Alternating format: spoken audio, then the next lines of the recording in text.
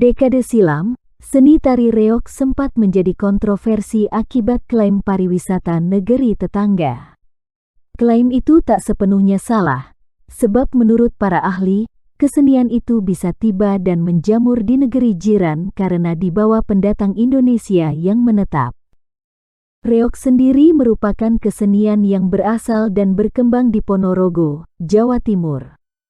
Kesenian ini, menurut Andi Farid Hidayanto dalam jurnal Eksis 2012, identik dengan irama gamelan yang membangkitkan semangat dan aroma yang merangsang daya tarik.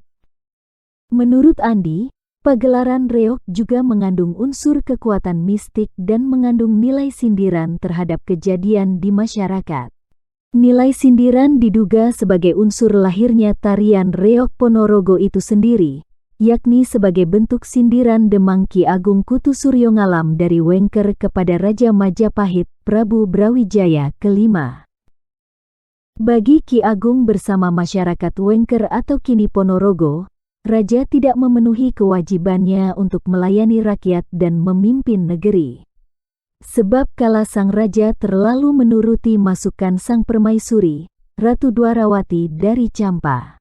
Maka lewat kesenian, dibuatlah barongan yang terbuat dari kulit harimau Jawa yang ditunggangi burung merak. Barongan itu melambangkan sang raja yang ditunggangi permaisuri. Sindiran pada Majapahit juga dilambangkan dengan tokoh Jatilan, penari lelaki berias wanita yang menunggang kuda. Penggambaran ini ditujukan pada tentara kerajaan Majapahit yang telah kehilangan keberaniannya melawan pasukan musuh. Seiring dengan perkembangannya, Jatilan kini diperankan oleh perempuan untuk mempertegas kesan cantik, anggun, dan bergairah. Kecenderungan sikap raja ini meruncing hingga melahirkan beberapa pemberontakan di Majapahit yang berbuah berakhirnya adikuasa. Sehingga, kesenian ini ketika Majapahit digantikan dengan Kesultanan Demak menjadi tari kesenian rakyat. Selama masa kolonialisme Belanda, berdasarkan catatan harian tokoh reog Ponorogo, Kiai Haji Mujab Thohir, kesenian ini dianggap sebagai pengaruh merugikan pemerintah. Akibatnya kesenian ini tidak memperoleh bimbingan dan fasilitas dari pemerintah. Akhirnya kesenian itu terpecah dan terorganisir dengan buruk. Akibatnya timbul persaingan antar kelompok reog hingga konflik politik yang menimbulkan korban. Terlebih, pemerintah juga tak memberi keamanan untuk kesenian reog. Kegunaan reog menjadi kesenian untuk aksi massa politik kembali berkembang setelah masa kemerdekaan.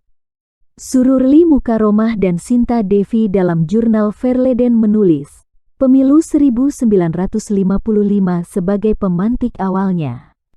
Masa tahun 1950 sampai tahun 1959 sering disebut sebagai masa kejayaan partai politik, karena partai politik memainkan peranan yang sangat penting dalam kehidupan bernegara melalui sistem parlementer.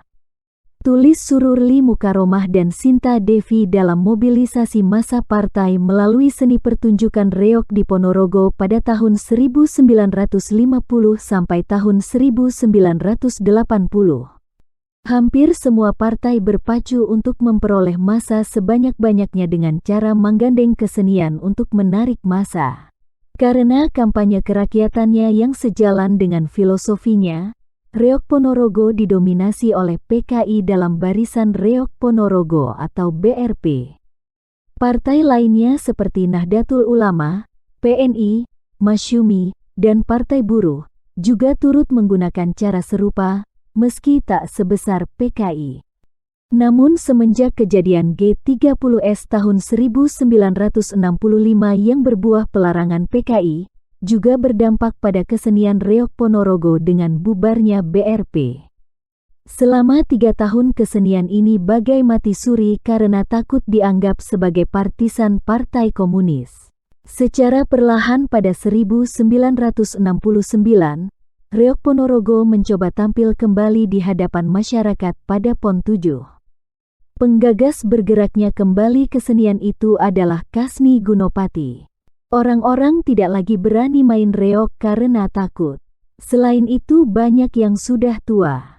Yang pertama berani mendirikan reog lagi adalah saya, ujar Kasni Gunopati dikutip dari majalah Tempo edisi tanggal 10 November tahun 1979. Organisasi-organisasi reog Ponorogo yang bertahan pasca G30S kemudian bersatu dalam inti atau insan takwa ilahi untuk menghidupkan kembali kesenian. Anggotanya berupa pentolan reog yang juga bertugas untuk pengamanan pemilu di masa berikutnya. Selain itu, organisasi ini berperan agar menjaga kesenian reog Ponorogo dari tunggangan partai politik yang memecah belah. Usaha menjaganya, mereka mengeluarkan peraturan tersendiri, yakni agar reog Ponorogo hanya boleh dimiliki perseorangan atau desa. Demikianlah pembahasan tentang sejarah reog dari masa Majapahit hingga ditunggangi partai politik PKI. Jika ada yang kurang atau salah tentang penjelasan di video kali ini, silahkan beri masukan melalui komen di bawah. Terima kasih sudah meluangkan waktu Anda untuk menonton video ini. Jangan lupa untuk like, share, komen, dan subscribe, serta nyalakan lonceng notifikasinya agar tidak ketinggalan video sejarah lainnya.